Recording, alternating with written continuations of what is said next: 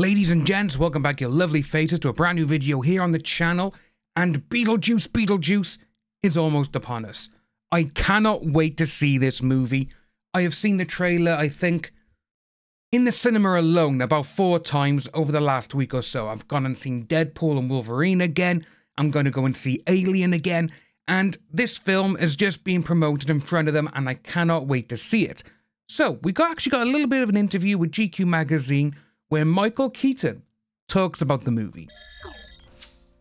So, Michael Keaton didn't want a lot of screen time in Beetlejuice 2, nor was the character made politically correct for 2024. He's more of an it than a he or she. I just love that photo of Michael Keaton. Just seems like he doesn't age. You know, it's so cool that I just can't wait to see this film. Michael Keaton is back as the eponymous ghost with the most in Tim Burton's long-awaited Beetlejuice, which is opening the Venice Film Festival this month before opening in theatres in September.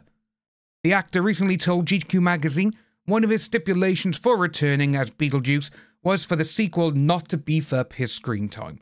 After all, the character is only on screen in the original for 17 minutes. Yeah, when you watch the original, a lot of people think that Beetlejuice is in it nearly the entire runtime. He's not.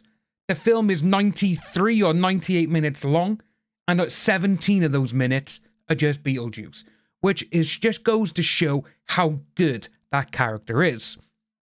Beetlejuice popularity has only exploded since then, which it has. You know, we've had toys, magazines, there's been a cartoon series in the early 90s which kind of put Beetlejuice and Lydia as best friends going on these crazy adventures. I grew up with that era and I love that cartoon. And again, there was toys of those. There's been so many things regarding Beetlejuice. It's mad because from a film from the 80s, I think it's one of the only films that never got a sequel. And again, don't get me wrong, they tried doing it in the 90s. They had Kevin Smith, they told him, do you want to write Beetlejuice Goes Hawaiian? And he was like, that's real? There's so many things. It's absolutely nuts. But getting back with the story, the idea was no, you can't load it up with Beetlejuice. That'll kill it, which it would, because you're expecting him, you're waiting in anticipation for Michael Keaton just to appear on the screen. Which, to be honest with you, reading how this has gone, it wouldn't surprise me if in the film he probably appears, I'd probably say 20 minutes, maybe 30 minutes into the movie. That's how I think this is going to go. Keaton said about his return, I think the Beetlejuice character doesn't drive the story as much as he did in the first one. He's more part of the storyline in this one, as opposed to the first one, which is a case of this thing comes in and drives the movie a little bit. The Beetlejuice sequel reunites Keaton with Burton and the original cast members Winona Ryder and Catherine O'Hara. I absolutely adore Catherine O'Hara. Again, being a kid of the early 90s or late 80s, early 90s, Catherine O'Hara is the mother to all of us kids because of the Home Alone films. Newcomers include Jenna Ortega and Willem Dafoe, which, Willem Dafoe, man, just a brilliant actor overall. The plot centers on the strained relationship between Ryder's Lydia Dietz and her daughter, Ortega's Astrid. Keaton told SiriusXM in March that the mother-daughter backbone in the sequel gives it an emotional heft the original did not have. The original was fun and exciting visually.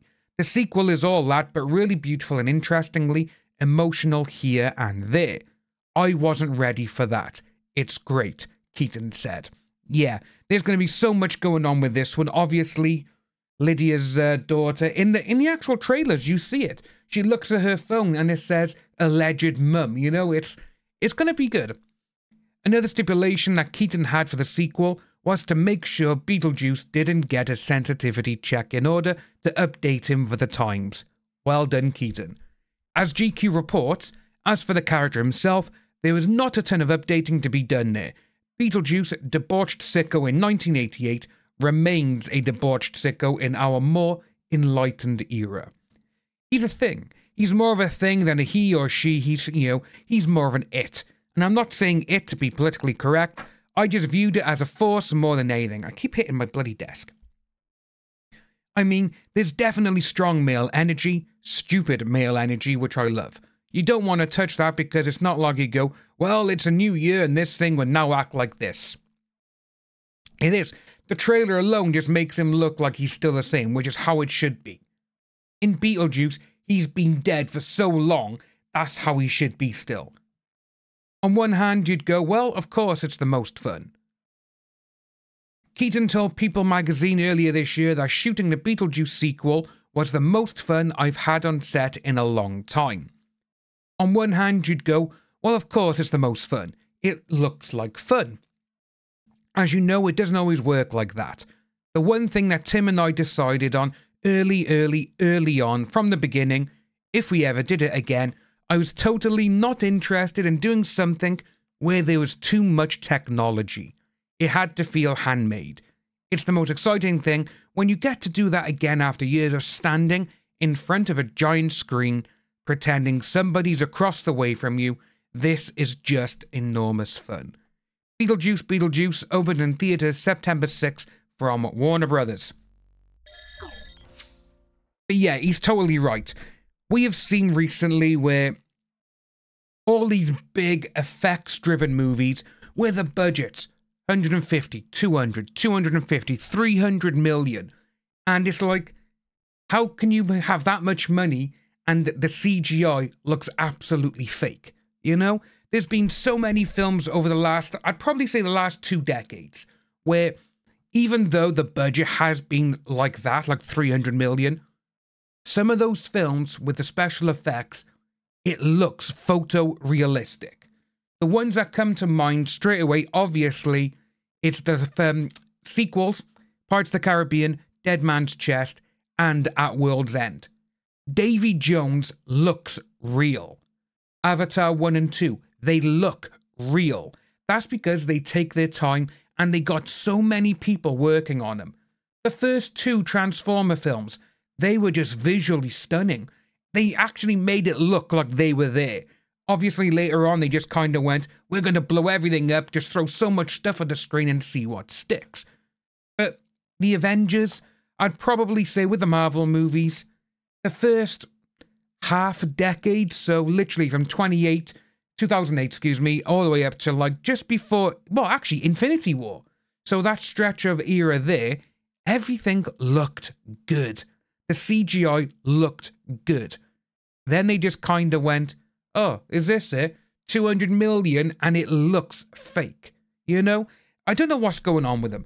But hearing Michael Keaton say, we want to do it handmade, it has to look, I think that is absolutely spectacular. Of course there's going to be CGI in this. There's CGI in nearly every single film that actually comes out nowadays. But having the practical effects, because the practical effects just in the trailer alone, when he spills his guts, you can see that.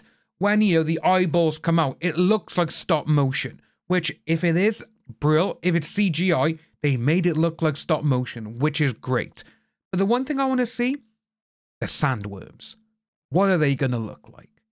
But let me know about this down below, folks. Are you looking forward to Beetlejuice? I know I am. I'm going to be there opening day, which is the first time this year I'll be in front line for a film that's being released.